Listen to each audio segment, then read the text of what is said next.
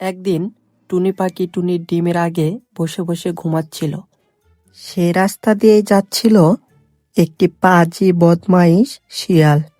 সে যেতে যেতেই হঠাৎ করে দেখতে পেল যে, আরে আরে, এ আমি কি দেখছি! ওটা তো টুনি পাখি।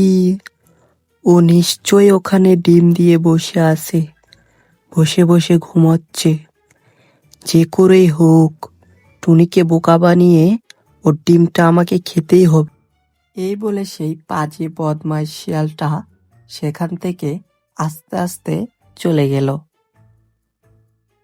ঠিক পরের দিন সেই পাজি বদমাইশ শিয়ালটা আবার এলো। টুনি, আরে এই টুনি, টুনি, বাসায় আছিস টুনি? কিরে টুনি, কেমন আছিস?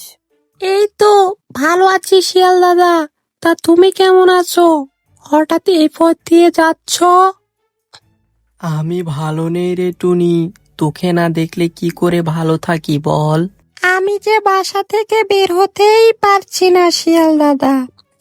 আমার বাসায় যে ছোট ছোট ডিম আছে। তুই বরং কিছু খেয়ে আয়, আমি তো ডিম পাহারা দিচ্ছি। তাহলে ভালো করে দিও পাহারা শিয়াল দাদা, আমি বরং কিছু খেয়ে আসি, ওদের যেন কোনো ক্ষতি না হয়। তুই নিশ্চিন্তে যা, আমি থাকতে তোর কোনো চিন্তা নাই। সেই কথা সেই কাজ। শিয়ালের কাছে টুনি ডিম দিয়ে সেখান থেকে উড়ে চলে গেল খাবার খেতে। ও, টুনি চলে গেছে, এবার আমি ওর ডিমটা খাবো। এই বলে পাজি শিয়ালটা আস্তে আস্তে টুনির ডিমের দিকে হাঁটা লাগালো।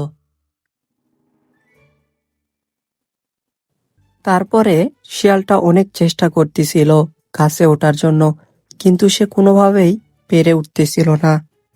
আর এদিকে টুনি বসে বসে মনের আনন্দে খাবার খাচ্ছিল। সে খেতে খেতে ভাবলো, আরে, ওই পাজি বদমাস শিয়ালটার হাতে আমার ডিমগুলো রেখে এলাম না, এক্ষুনি যেতে হবে। এই কথা বলে টুনি খাওয়া বাদ দিয়ে সেখান থেকে উড়ে চলে এলো। এদিকে শিয়ালটা অনেক কষ্ট করে গাছে উঠেই গেছে, যেই ডিমটা খেতে যাবে। ঠিক সময় এসে টুনি পাখিটা শিয়ালের মাথায় বাড়ি দিয়ে তাকে গাছ থেকে ফেলে দিল। তারপরে শিয়াল বেটা লেজ গুটিয়ে দৌড়ে পালিয়ে গেল। বন্ধুরা, চ্যানেলটি অবশ্যই সাবস্ক্রাইব করে রাখবে।